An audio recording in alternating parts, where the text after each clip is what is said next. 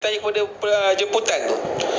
Dia kata, saya kalau tak setuju dengan Izul Haris ni, saya paling tak setuju dengan bab dia katakan fiat ini tak betul. Fiat ini banyak benda yang tak betul, dia kata. Lebih kurang lah, kan? Saya katakan fiat ni memang tak betul. Sebab manusia beribu tahun menggunakan transaksi emas dan perak. Tetapi bila mana semenjak tahun 1971 bila emas dicabut, kerana kita nakkan kemajuan. Sebab emas ni dia tak boleh cater, dia tak boleh kejar kemajuan hawa nafsu manusia nak capai ni. Manusia nak capai laju, kemajuan yang laju. Jadi emas perak yang ada dalam bumi, dalam perut bumi dan semua ni, dia tak boleh cater, dia tak sempat nak cater. Jadi cara untuk bagaimana kemajuan ni di-achieve dengan sangat cepat adalah dengan riba. Dan riba ni dia tak boleh riba yang biasa-biasa, dia kena riba yang melibatkan fiat. Sebab itu sampai ke satu tahap yang mana dia kena putuskan secara total emas daripada ekonomi. Dia kena putuskan secara total emas daripada ekonomi. Jadi tinggallah fiat. Sebab dia nak kadar kecepatan tinggi. Tuan-tuan tahu tak, nak membangunkan satu-satu negara, kerajaan kena buat loan. Kerajaan kena buat loan. Dan loan ni, kerajaan mana pun nak bagi emas. Orang ingat boleh dapat cepat ke? Tak boleh. Jadi dia buat loan. The fact that yang mana memang korup. Mana-mana negara dalam dunia ni, selagi dia di bawah UN, dia korup. Cuma kau kena faham mana-mana negara. Apa persamaan Libya? Apa persamaan Allahumma salli ala sayyidina Muhammad, Iraq? Apa persamaan Afghanistan? Apa persamaan Venezuela? Apa persamaan mereka ni? Persamaan mereka ni adalah mereka dia tak nak ikut telunjuk US. Itu je. Siapa-siapa negara yang sedia menjadi barwa kepada US, menjadi balaci kepada US, anda akan selamat. Itu je. Anda ikut, anda selamat. Anda tak ikut, itulah yang berlaku. Itulah yang mereka memberikan pelajaran kepada negara-negara lain. Itu yang berlaku. Dan semua kita kena ikut. Jadi itulah realitinya. Saya bagi tahu, kan, saya bagi tahu dengan tuan-tuan dan puan-puan, keadaan ni adalah satu keadaan yang mana kita kena sedar. Dan mereka bagi tahu dah, mereka tak akan berhenti untuk menyusahkan manusia. Ada orang kata emas ni cukup sekadar menyimpan nilai, dia tak boleh jadi duit.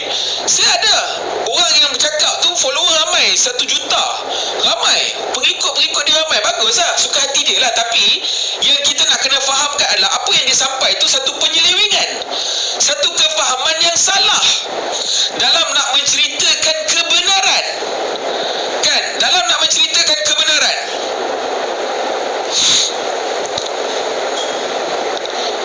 Saya bagi tahu dengan tuan-tuan dan puan-puan.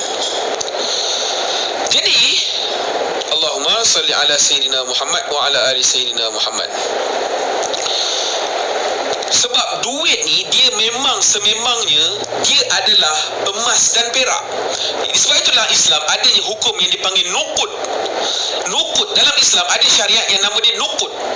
Nuqud itulah, kan, kejap siapa yang langsi aku blok mainlah tulis pelik-pelik lagi. Tulis ya. Okey, main tulis pelik-pelik lagi. Jadi siapa yang tak faham emas dan perak ni sebagai nuqud, jadi dia takkan nampak. Sebab Islam ni dia adalah way of life. Islam ni dia adalah satu cara hidup. Hari ni kita tak ambil cara hidup Islam, kita ambil cara hidup Yahud dan Nasara. Dan inilah natijah kerosakan yang kita sedang alami, yang kita sedang hadapi. Saya bagi tahu dengan tuan-tuan, kita sedang alami dan kita sedang hadapi. Tuan-tuan, saya bagi tahu dengan tuan-tuan, 2024 adalah satu keadaan yang mana mereka sedang ke arah global ataupun yang dipanggil the Great reset. Mereka sedang menuju ke arah the great reset. Sebab mereka tahu sistem wang fiat ni akan hancur. Sistem wang fiat ni akan hancur. Dan mereka telah buktikan yang memang ada negara-negara yang telah hancur. Ada orang kata negara wang fiat tidak semestinya menyebabkan hyperinflasi. Sebab apa? Dia kata contoh Malaysia tak kena hyperinflasi pun. Betul. Sebab ramuan dalam nak menjadikan hyperinflasi bukan sekadar fiat. Tetapi fiat ni dia adalah bahan asas. Kalau tak ada fiat, inflasi hyper tidak akan berlaku. Dia kena ada campuran. Ibarat kalau nak buat kari tu kan, dia kena ada rempah kari, dia kena ada santan, dia kena ada bawang, dia kena ada bahan-bahan campuran. Tapi fiat tu macam serbuk kari. Kalau engkau masak kari, kalau tak ada serbuk kari, dan dia tak jadi kari. Itu yang kita kena faham, tuan-tuan. So fiat ni dia adalah bahan asas bagaimana untuk menjadikan hyperinflasi. Selain daripada cara tadbir pentadbiran yang salah, tuan-tuan. Alright. Jadi saya nak bagi tahu dengan tuan-tuan, kita kena buat persiapan, tuan-tuan. Kita kena buat persiapan, tuan-tuan. Alright. Buat persiapan yang mana kalau sekiranya berlaku keruntuhan ekonomi, kalau sekiranya berlaku peperangan, saya melihat tuan-tuan kena tahu juga apa yang berlaku dalam dia panggil geopolitik hari ini. Apa yang berlaku dalam geopolitik negara-negara dalam dunia hari ini. Jadi kita kena ambil tahu, tuan-tuan, masing-masing sedang tegang, masing-masing sedang bergasak, masing-masing sedang keras. Tuan-tuan dan puan-puan, jadi dia akan ada satu benda yang akan trigger, yang akan menyebabkan World War 3. Sebab mereka memang telah merancang World War 3 pasti akan berlaku. In order untuk puak-puak yang tertentu mengawal dunia, mereka dah aturkan World War 1, World War 2 dan World War 3. Ini yang berlaku, tuan-tuan.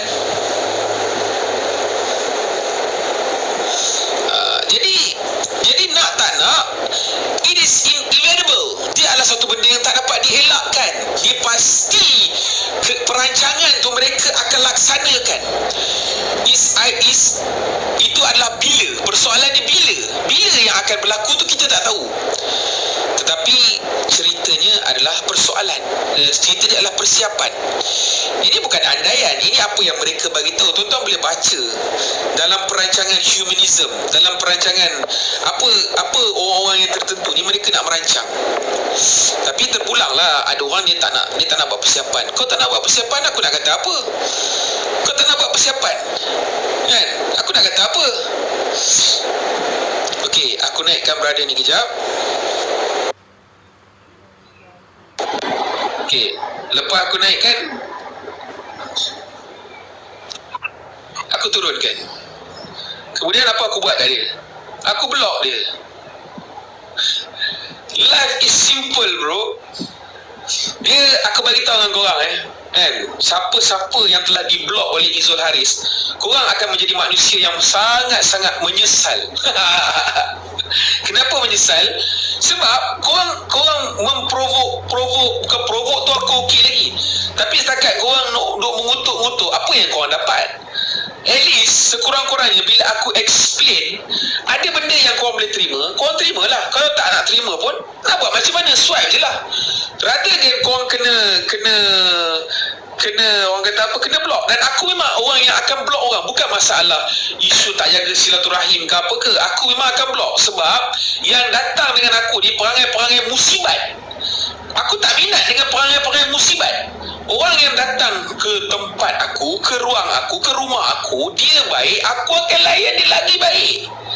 Tetamu yang datang, kita akan layan dengan sangat baik. Tetapi tetamu yang datang perangai musibat, aku akan perambat dengan penyapu. Aku akan perambat dengan penyapu. Aku tak mencarut kepada siapa-siapa. Aku cuma nak gambarkan perangai yang begitu buruk. So main dengan perangai yang buruk. Okey, nak saya blok? Boleh, tak ada masalah. Tak ada masalah. Lagi siapa lagi ada yang nak minta saya blok? Ada lagi, kalau ada bagi tahu. Ada lagi. Ada lagi, kalau ada bagi tahu. Saya nak kena blok. Saya malas tengok muka abang. Bagi tahu. Gentle. Okey, nak lagi. Boleh, tak ada masalah. Lagi siapa lagi? Mari. Nak siapa lagi? Siapa yang gentle, yang nak aku blok, bagi tahu je. Sebab aku bagi tahu kau orang, aku tak mencari follower. Terima kasih kepada Cik Muhammad jazakallah. Semoga Allah menambah rezeki. Aku tak cari follower. Korang tak nak follow aku pun, aku tak kisah. Sebab aku bukan mencari follower. Aku tak mencari orang yang nak follow aku. Sebab aku sampaikan kebenaran ni adalah kerana Allah. Aku sampaikan ni adalah supaya moga-moga adanya belas ihsan Allah kepada aku. Aku bagi tahu tu je. Kan? Siapa yang nak kena remove, bagi tahu aku akan remove. Aku tak tunggu je. Aku tak rasa ralat. Serius aku tak rasa ralat. Kan? Yang komen tu jaga mulut, tak kira siapa pun, betul. Ya, itu satu keadaan, itu satu benda yang sepatutnya. Kan? Relax bro, Gen Z memang mereka kebanyakan kurang ajar. Itulah, tak apalah. Bila kurang ajar, aku remove lah. Itu je. Kan? Kau tak reti adab, aku akan lebih tak beradab. Kan? Kau tak beradab, aku akan lebih tak beradab. Kenapa jambang itu sihir? Jambang ni sunnah bro. Jambang ni sunnah. Aryan Iskandar. Kau nak menghina sunnah ke macam mana? Jangan, kena hati-hati dengan apa yang kita cakap. Kan? TikTok, kalau kau nak kata TikTok sihir ke apa, letak lah. Tapi jangan, ini sunnah. Alright? Allahumma salli ala Sayyidina Muhammad wa ala ali Sayyidina Muhammad.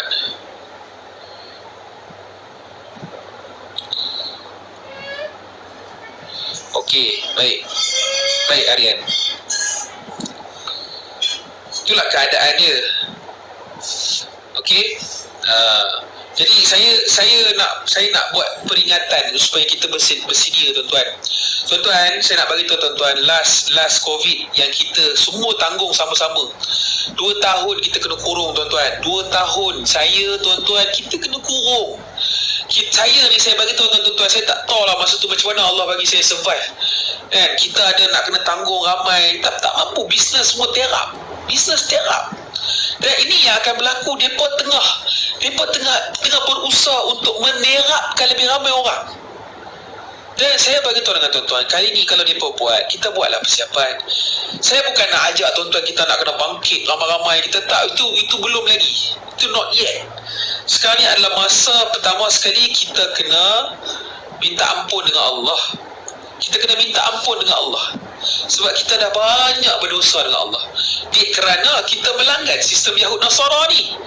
Kerana kita melanggar sistem Yahud Nasara ni. Kan? Allahumma salli ala Sayyidina Muhammad.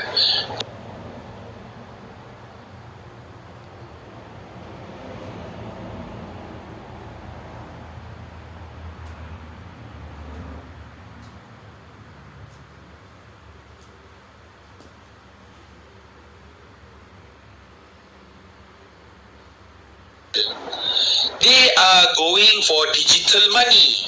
They are going to hit for CBDC. Itu yang mereka akan buat. Tuan-tuan tahu tak, bila CBDC itu dilancarkan, apa yang akan berlaku?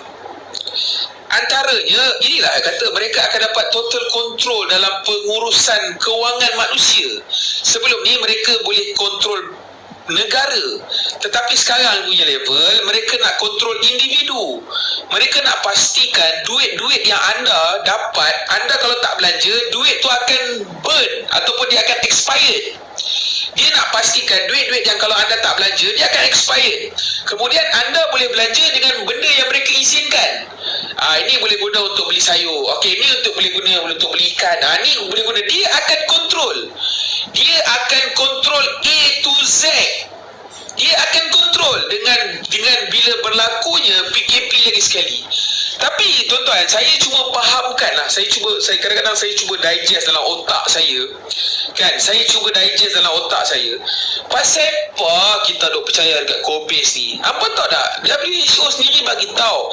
This is a straight fact yang saya luahkan kepada tuan-tuan. Mereka sendiri bagi tahu COVID is just a normal flu. COVID is just a normal flu.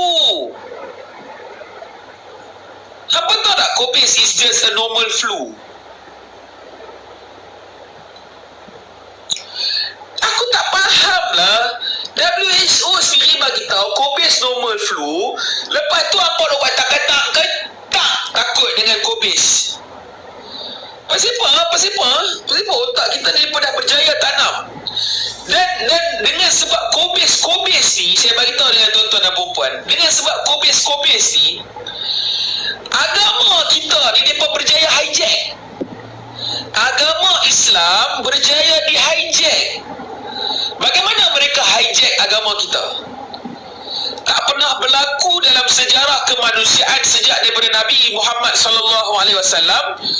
Manusia semayang berjarak-jarak sampai 1 meter. Semayang Jumaat 3 orang. Tuan-tuan, saya sendiri pun yang tak ada apa jawatan dekat masjid apa semua, tak boleh pergi masjid. Semayang Jumaat berapa tahun? Dekat 2 tahun tak pergi masjid semayang Jumaat. Sebab apa? Sebab nama tak ada. Macam mana nak masuk? Tak boleh masuk. Tuan-tuan, agama kita kena hijack, tuan-tuan. Muamalat kita dah hancur. Muamalat kita dah tak ikut muamalat Islam. Orang yang belajar muamalat di sekolah-sekolah pondok, sekolah agama ni, dia pun akan nampak apa yang saya cakap. Muamalat hancur, muasyarat hancur. Dan yang terbaru, solat yang kita ada pun, itu pun dah kena hijack. Sebab agama kita kena hijack. Agama kita kena hijack, tuan-tuan. Duduk dalam sistem Yahud Nasara ni, semuanya kena hijack. Sebab itu bila orang duk bagi tahu, saya bagi tahu dengan tuan-tuan, bila orang duk kata apa, agama ni dia kena orang kata apa? Dia kena cakap, dia adalah agama kedamaian. Saya bagi tahu agama Islam bukan agama kedamaian. Apa salah? Agama Islam adalah agama penyerahan. Kita menyerahkan kepercayaan kita kepada Allah bulat. Kepercayaan kepada Allah, kepercayaan kepada kemutlakan pengetahuan Allah. Inilah Islam, penyerahan. Kita serahkan. Apa yang Allah mahukan, itu yang diamalkan. Bukannya so-called kedamaian. Kedamaian ada masa. Sebab itu dalam Islam Nabi juga ajar. Nabi ajar, tuan-tuan. Dalam Islam adanya jihad yang dipanggil peperangan. Cuma cabaran orang Islam hari ini bukan tak ada. Mujahidin tu ada. Tetapi mujahidin yang ada ni, dia tidak dapat bantuan Allah.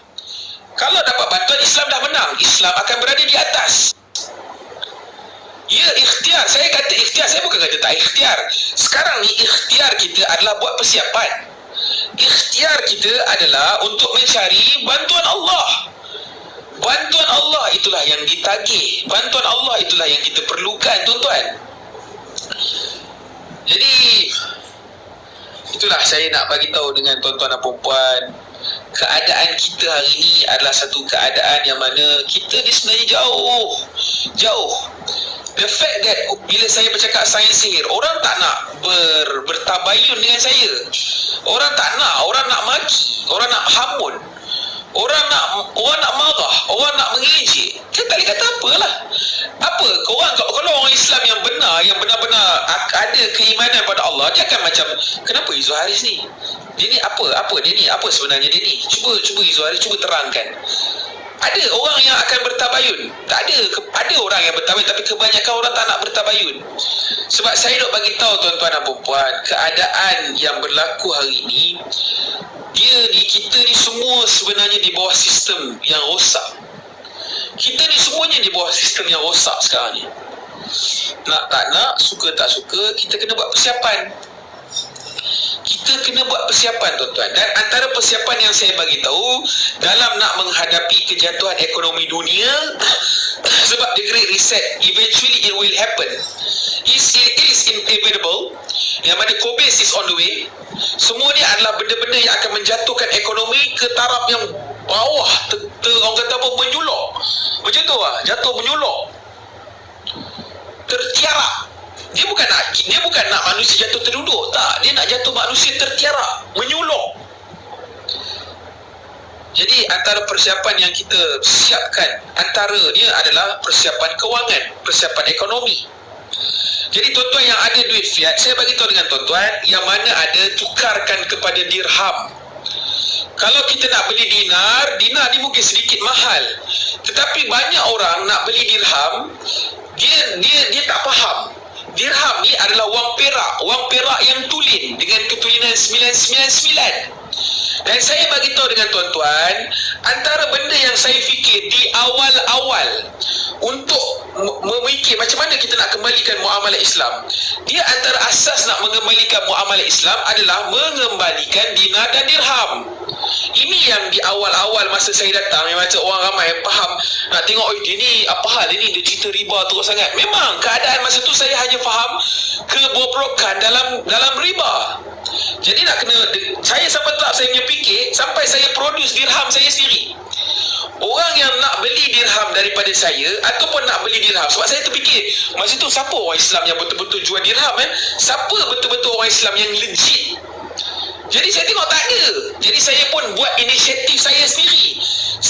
Saya minkan, saya beli raw material dan saya minkan sendiri. Saya pastikan ketulinan 999 dan saya pastikan dia punya berat ikut sukatan yang sepatutnya, 2.975. Tuan-tuan yang nak, kalau ada berhajat nak beli dirham, tuan-tuan boleh pergi ke bio TikTok saya, join grup saya. Nama grup tu adalah Wakalah Dirham Izul Haris, Wakalah Dirham Shah Alam. Tu grup dia, sebab saya duduk Shah Alam. Jadi sebab kita nak dapatkan dirham yang legit, saya bagi tahu dengan tuan-tuan, dalam peristiwa hijrah, Nabi SAW berhijrah dengan Sayyidina Abu Bakar. Ini saya belajar yang menceritakan tentang peristiwa penghijrahan. Dalam peristiwa penghijrahan Nabi SAW ke Madinah, Sayyidina Abu Bakar bersama-sama dengan Nabi. Sayyidina Abu Bakar bawa 600 keping 6,000 keping dirham. Ini adalah sunnah dalam perjuangan. Sebab kalau orang tanya saya, baru ni ada seorang cikgu sekolah yang dah lama sekolah, dia faham apa yang saya cakap. Dia sampai tahap apa, dia memang dah tak boleh pergi dengan sekolah ni. Dia bagi tahu, lepas tu dia kata, saya nak kena jual rumah sebab saya tak nak terlibat dengan riba apa semua ni. Saya tak boleh dah.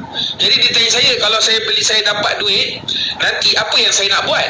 Saya nak kena saya patut saya beli tanah ke, rumah ke, ataupun apa? Saya kata, cikgu belilah benda yang mudah alih. Maksudnya aset yang mudah alih. Aset yang mudah alih ni, dia adalah bila berlaku apa-apa, kita senang bawa. Ataupun bila kita nak berhijrah, kita boleh bawa aset tu bersama dengan kita. Mungkin sekarang ni kalau kita simpan duit kertas, contoh, tuan-tuan kena hijrah ke tempat lain, ataupun kita ambil lah satu keadaan, satu dipanggil senario yang mana kita tak tahu, tapi saya just memikirkan, kalaulah Al-Imam tu telah zahir, Al-Imam Al-Mahdi telah zahir, dan dia telah buat seruan kepada semua orang Islam seluruh dunia untuk datang berhimpun, untuk datang berhimpun. Jadi Nabi dah bagi tahu dah, kalau Al-Imam tu telah zahir, pergi kepada Al-Imam tu, walaupun kamu kena merangkak di atas salji,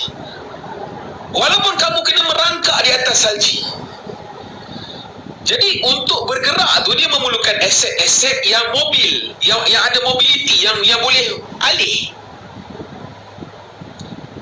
kan? Dia ada. Dan kalau kita bawa duit kertas, dia tak boleh bawa ke mana-mana. Dan kalau berlaku masa tu keadaan kalau kita simpan semua dalam bentuk saham, simpan dalam bentuk digital, Tuan-tuan, kalau ekonomi ni ranak, dan saya nak bagi tahu dengan tuan-tuan, sekarang ni di Yaman, dia mungkin tidak semudah itu, tetapi ancaman tu ada. Ancaman apa? Ancaman untuk memutuskan internet. Dia ada rangkaian fiber optik di bawah laut tu, dia nak putuskan. Dan adakah benda tu total mustahil? Dia tak mustahil. Kalau benda tu berlaku macam mana? Kalau betul lah Yaman betul-betul buat gila, dia buat keputusan, dia potong ataupun dia bom ataupun dia hancurkan fiber optik, tuan-tuan, satu dunia tuan-tuan, bahkan Malaysia sendiri ada beberapa syarikat yang ada memiliki line dekat Yaman tu. Jadi kalau berlaku keadaan yang mana bila internet tak boleh pakai, macam mana? Kalau berlaku keadaan Allahumma salli ala sayyidina Muhammad, kalau berlaku keadaan elektrik tak boleh pakai, macam mana? So segala duit-duit aset anda yang dalam internet ni hancur. Dah terbukti. Jadi saya bagi tahu dengan tuan-tuan dan puan, buatlah persiapan. Buatlah persiapan. Sikit sebanyak buatlah persiapan. Okey, buat persiapan. Allahumma salli ala sayyidina. Ya, kalau sampai masa memang saya pun dah takkan buat live dah. Memang saya takkan buat live. Memang tak boleh dah. Habis dah. Internet dah tak ada, elektrik dah tak ada. Sebab Nabi bagi tahu kita akan kembali. Kita akan kembali kepada zaman tu. Persoalan dia, anda dah bersedia ke? Persoalan dia, anda dah bersedia? Kan? Jadi itulah keadaan dia. Dan saya ni tuan-tuan, saya bagi tahu, saya bagi tahu ni sebab kita memang dalam proses persiapan, dan saya membantu. Sebab kadang-kadang orang nak beli dirham, orang nak cari siapa yang jual dirham, betul-betul jual dirham, siapanya. Jadi saya bagi tahu, saya jual untuk membantu. Sebab kat luar kita tak tahu lagi keadaan yang macam mana. Jadi kalau siapa yang betul-betul berminat, boleh pergi ke bio TikTok saya, join group tu. Sebab saya bagi tahu dengan tuan-tuan, banyak orang dia untuk nak tengok betul ke tidak, dia join lah group. Itu je. View turun ke tak turun ke, aku tak kisah bro. Tak nak dengar sudah. Kan? Saya bagi tahu itu je. Allahumma salli ala sayyidina Muhammad wa ala ali sayyidina Muhammad. Okay, kita naikkan seorang sebelum maghrib. Assalamualaikum.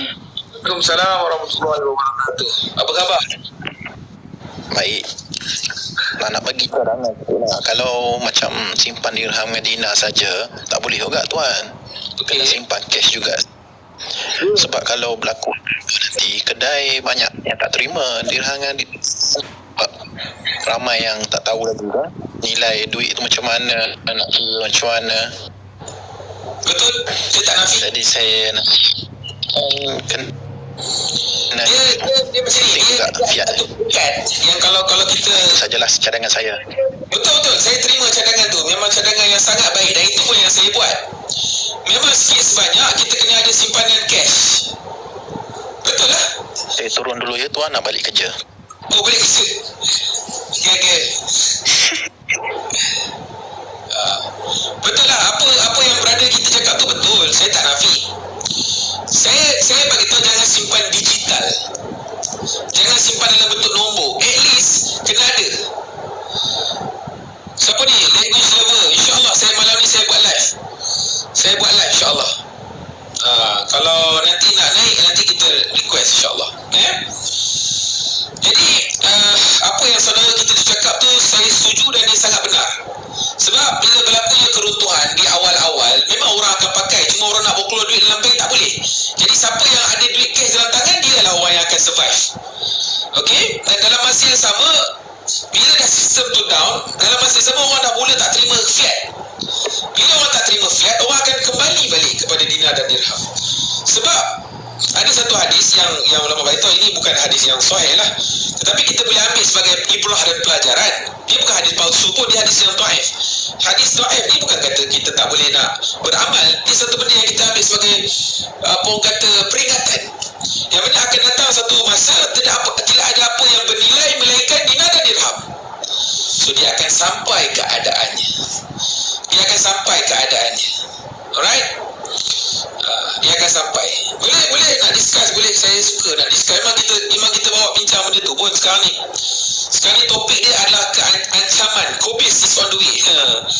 Ancaman Kobis on the way bang. Jangan buat main-main, jangan ambil mudah. Kan ada emas, ada perak, simpan. Kalau rasa tak ada, boleh beli dengan Izzul Haris. Kan kita memang legitnya. Kalau orang kata, ada orang tanya dalam grup saya tu, betul ke orang-orang yang beli ni dapat emas, dapat perak? Saya kata betul lah. Sebab grup tu bukannya grup baru. Grup tu dah lama. Saya bukan baru. Ni orang yang tunjuk muka depan ni, saya siap bagi tahu lagi, jangan simpan dalam bentuk digital, simpan dalam bentuk fizikal. Sebab apa? Sebab fizikal itu kritikal. Cuba type sikit, fizikal itu kritikal. Cuba type sikit, fizikal itu kritikal. Allahumma salli ala Sayyidina Muhammad wa ala ali Sayyidina Muhammad. Okey. Baik, terima kasih. Tu dia. Terima kasih kerana ada juga di antara orang-orang yang tak boleh menahan diri nak komen yang bukan-bukan. Tetapi tak apalah, kau duduklah, kau dengarlah aku punya celatih tentang benda ni.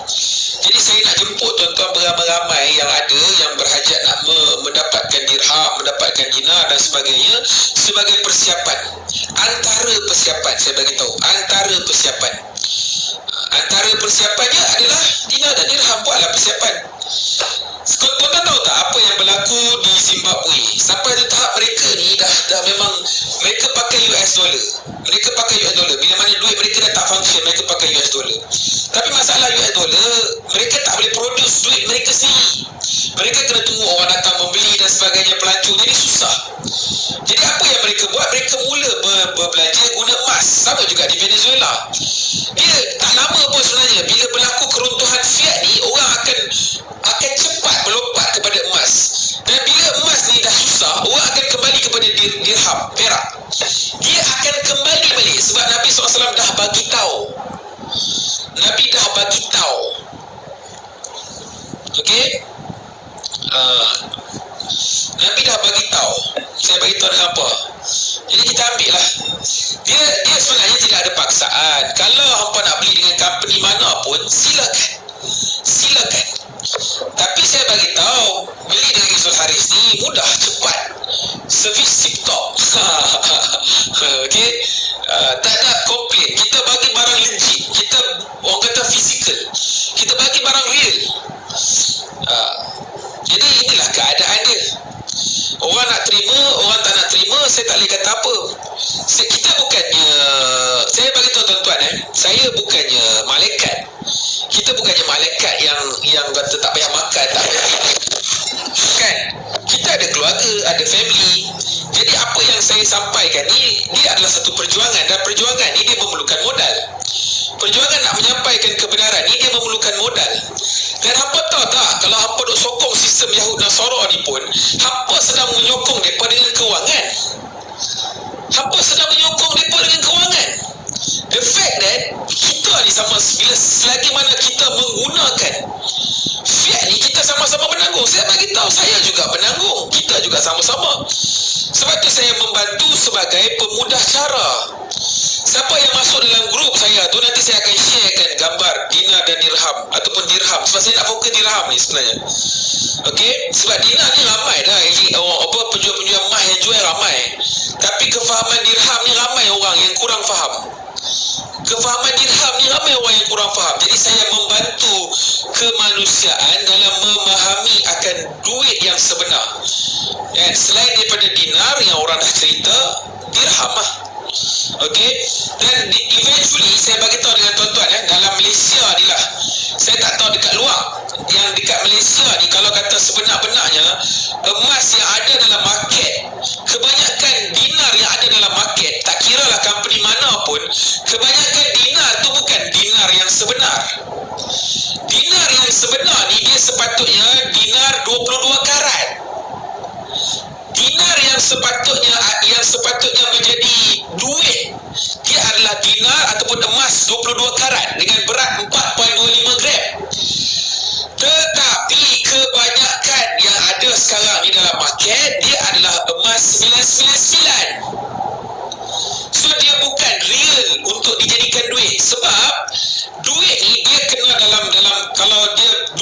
karat ni dia ada campuran besi lain. Jadi bila besi lain ni dia akan lebih keras, jadi mudah untuk urusan. Dan saya bagi tahu dengan tuan-tuan, saya bagi tahu jelas lah, setakat ni company yang saya tahu menjual dina 22 karat adalah dia Kelantan. Kelantan dia pun yang jual, saya tak jual, company lain pun tak jual. Minggul dia bagus tapi dia tak jual 22 karat. Dia tak ada emas 22 karat. Saya pernah ajukan kepada dia punya CEO Cik Amran. Saya pernah bersembang dengan dia tapi tak tahulah apa dia nak buat. Kalau dia buat, kita support lah Minggul. Kalau dia buat, kita support kau-kau. Sekarang ni as for not, rather than tak beli apa-apa, dan ada lah. Sebab saya memang setakat ni, kalau saya beli mic, setakat ni lah saya beli, saya akan fokus kepada company Islam lah. Saya tak beli, saya sebolehnya saya takkan cari dengan company kafir. 916 model lama banyak, sekarang banyak 999, betul? Ya. Dia sepatutnya emas ni yang legit, yang menjadi barang dagangan ni adalah 916 ataupun 917. Tapi dia tak sebut 917, dia sebut karat, 22 karat. Kan? Dia sebut emas 22 karat. Tapi kalau dirham, dia kena 999. Dirham yang saya jual adalah dirham 999 dengan berat 2.975 gram. Dia memang legit. Siapa yang beli dengan saya, dia akan tahulah kualiti. Siapa yang beli dengan saya, dia akan tahu kualiti, insyaAllah. Sebab saya bagi tahu dengan tuan-tuan ni, sebab dia sebagai satu persiapan. Dia sebagai satu persiapan. Dan saya bagi tahu dengan tuan-tuan, benda ni dia tak berlaku, tak apa. Sebab the fact that anda simpan dirham ni, dia ada nilai dan dia boleh dijual balik sebenarnya, kan? Jadi saya nak ajak kepada tuan-tuan yang mana ada, boleh join dalam grup saya. Alright? Petang ni saya nak santai-santai, saya nak cerita bab persiapan, kan? Bab persiapan. Jadi macam contoh, ada orang nak bagi tahu hang ni gemuk hang ni pun tak boleh pakai. Saya kata saya mengaku betul. Cuma sekarang ni saya tidaklah gemuk yang sampai tak larat berjalan, tak larat berlari, tak larat nak buat kerja, kan? Sebab dia bila kita berada dalam satu zaman yang kita dalam kegelapan, kita gelap lah. Tapi sekarang ni kita sedang cubalah. Tuan-tuan doakanlah saya. Tuan-tuan nak hina saya pun saya tak boleh kata apa, tapi saya sedang berusaha lah. At least kalau dulu saya nak kayu basikal pun 10 kilo pun macam nak meninggal, sekurang-kurangnya sekarang ni kalau suruh kayu 100 kilo pun insya-Allah lebak-lebak pun sampai. Gitu kan. Kalau suruh buat senaman tak larat angkat-angkat barang, dulu memang tak larat, bawa diri tak larat, tapi lah ni alhamdulillah boleh lah. Nak kata teruk-teruk tu tak mampu lah, kan? Tapi insya-Allah kita sedang berusaha. Sama juga bila orang yang sedang buat, orang yang terlibat dengan loan riba, orang tahu dia terlibat dengan riba, dia sedang kepedihan. Takkan kita nak suruh dia tak boleh berhenti dan tak boleh. Sama, dia memerlukan, dia ada transisi. Tuan-tuan bagilah peluang kat saya, bagi peluang kat saya. Tuan-tuan doakan saya, tuan-tuan bagi peluang kat saya. Saya sedang usaha. Saya bukan cakap saya saja cakap, saya memang usaha, kita buat. Jadi tuan-tuan doakan saya lah, insya-Allah. Sebab kita memang dah ada persiapan, kita beli basikal, kan? Kita buat persiapan barang-barang yang kalau kita kalau nak kena camping, kita ada. Tuan-tuan dah ada kemah belum? Apa dah ada kemah belum? At least kena ada satu kemah, kan? Satu keluarga kena ada satu kemah. Kalau berlaku banjir besar, kita nak kena cari tempat mana-mana berlindung, at least kena ada satu kemah. Carilah satu kemah, kan? Ni saya bagi tahu kemah yang kita boleh bawa, yang kita boleh angkat. Apa buat kemah kenduri memang mampu lah. Memang tak jadi apa. Itu ya ceritanya. Allahumma salli ala sayyidina Muhammad. Dah ada 2 kemah, mantap. Kita kena ada. Lepas tu kena ada sleeping bag, kan? Kena ada barang-barang asas untuk camping, kan? Bayar pakai duit Fiat. Buat masa sekarang ni saya terima Fiat, sebab Fiat ni masih lagi dipergunakan. Barbecue set semua tak payah lah. Tapi kalau ada pun barang set untuk dapur kecil-kecilan kena ada, kan? Tak adalah sampai barbecue yang besar ke apa. Dia sebab bila kita kena bergerak, kita kena ada lah barang-barang tu. Okay? Ya memang pakai duit Fiat. Saya bagi tahu dengan tuan-tuan ni, kita kena realistik. The fact that kita bercakap tentang fakta, fakta dia adalah Fiat ni adalah wang penipu. Tetapi wang penipu ni semua orang percaya.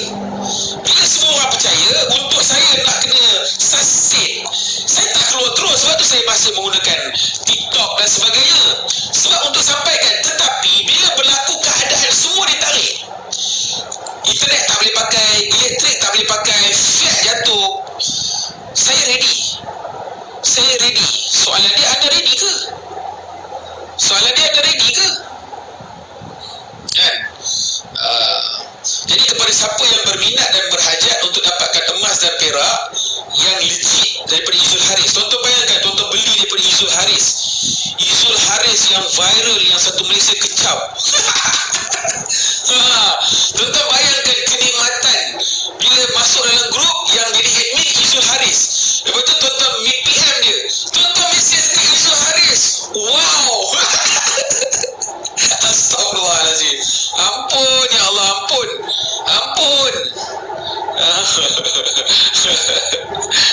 Ya Allah, ampun. Maafkan saya ya Allah. Jadi itulah keadaan dia. Buatlah persiapan, sebab keadaan getir yang akan berlaku. And sebab COVID is on the way, bro. Alright, kita ada lebih kurang dalam 10 minit lah paling lama. Belum maghrib lagi, insyaAllah. Kat sini tak maghrib lagi, sabar ya. Nanti maghrib saya akan apa lagi persiapan. Apa lagi persiapan adalah mental. Ketahanan mental tu, ketahanan mental kena kuat. Saya beritahu, ketahanan mental kena kuat. Ketahanan mental, sebab kebanyakan orang koyak. Lepas tu bolehlah belajar sikit-sikit seni mempertahankan diri kan. Sikit-sikit lah. Dah fit tu belajarlah sikit-sikit. Sebelum ni orang cakap sekarang ni tengah viral kan, cerita Jojo. Jojo ni kira wakil Malaysia lah, bagus lah, dia kira mantap lah kan. Dia cerita Muay Thai lagi mantap daripada silat. Saya sebelum ni pun kita tak pernah belajar silat, sebab dulu masa saya belajar dulu kita belajar taekwondo. Tapi itulah, bila kita orang Melayu ni nak kita belajar silat lah, bagus kan. Jadi saya bagi tahu dengan tuan-tuan, Allahumma salli ala Sayyidina Muhammad wa ala Sayyidina Muhammad. Ialah banding dengan Muay Thai ni memang dia sukan. Dia untuk mempertahankan diri tu, dia kita kata, mungkin pada saya lah kan, bukan nak membanding-banding, tetapi silat ni, especially kalau silat petua, silat yang memang orang lama-lama ni, dia memang pergi tu dia nak masuk terus. Sebab tu adanya istilah penumbuk sulung. Penumbuk sulung tu kalau bagi sekali dia terus out. Gitu. Bagi sekali terus out. Kan, dia bukan macam Muay Thai nak kena ngok kan, tak ada. Dia masuk sekali, masuk out terus. Jadi terpulang lah kepada anda. Jadi saya apa yang diajar oleh tuan guru silat saya, ialah kita belajar silat lah. Dan kita pun orang Melayu, bagus lah. Itu yang saya bagi tahu lah. Kena adalah sikit sebanyak. Sebab tu saya duk bagi tahu, ada orang yang, saya bukan kata apa, saya kata contoh macam kadang-kadang ada orang, dia ni kalau aku jumpa ni memang aku pernampak muka dia. Saya kata nak pernampak, nak try, marilah. Tapi kena ready lah, kokok tangan tu dah lama dah pakai ke, nak rasa pakai simen, try lah. Gitulah. Bukan kita kata kita ni kita tak ada apa kan. Kita tak ada apa, tapi try lah. Gitulah. Tak kuat mana, saya memang tak kuat. Tapi takkanlah orang kata apa kan, orang mai tiba-tiba kita nak macam gila menampak kita, memang kita tak bagilah. Memang kita tak bagilah. Itu je cerita dia kan. Jadi buatlah persiapan sikit sebanyak kan. Isteri kita, anak-anak kita, sebab bila berlaku peperangan ni, memang musuh-musuh ni mereka akan cari perempuan-perempuan, akan dirogol. Dia memang berlaku. Sebab dia tak cerita tau, macam aku beritahu kat hampa dekat Palestin, askar Israel tu mereka rogol orang perempuan kita, mereka rogol orang Islam, muslimah tu dirogol. Mereka dengan bangganya cerita, mereka rogol, mereka rasa sedap merasai orang-orang Arab. Biadab. Aku beritahu apa, mereka ni biadab. Dan kita jangan sekali-kali membenarkan maruah kita. Sebab tu kena ada dalam kita kata persiapan ni, antara benda yang kita kena ada adalah seni bela pasai saja-saja, tak. Tapi kita nak kena ada bela diri, kita kena ada belajar seni bela diri. Dan seni silat orang Melayu ni dia sangat ialah silat ni berkaitan asal daripada perkataan apa, silah. Jadi kita kena jaga, dia banyak keterkaitan dengan Islam silat ni. Jadi belajarlah tuan-tuan. Kalau ada mana-mana guru-guru yang buka gelanggang ke, pergilah belajar. Alright. Allahumma salli ala sayyidina Muhammad. Ini sekadar cadangan. Apa boleh ambil, tak boleh ambil, tak mau ambil terpulang, kan? Allahumma salli ala sayyidina Muhammad. Jadi kepada siapa-siapa yang kata nakkan gym dia untuk fitness lah, gym untuk fitness, nak bagi badan mantap. Kalau kata ni kan lagi sados apa, tak kisahlah. Tapi silat ni dia seni, dia kena macam dia kena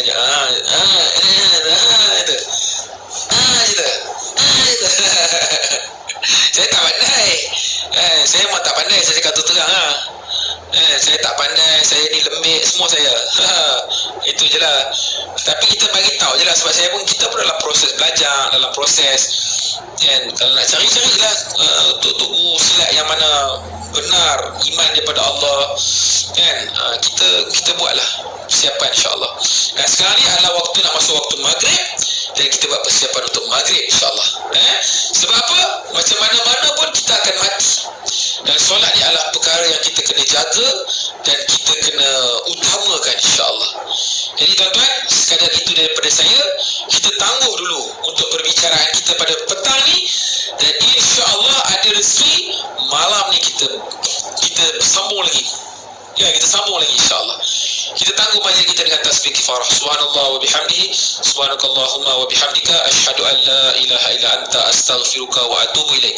Bismillahirrahmanirrahim. Wal asri innal insana lafi husn illa alladhina amanu wa amilus solihat wa tawasaw bil haqq wa tawasaw bis sabr wallahu a'lam bis shawab. InsyaAllah kita jumpa lagi malam ni. Assalamualaikum.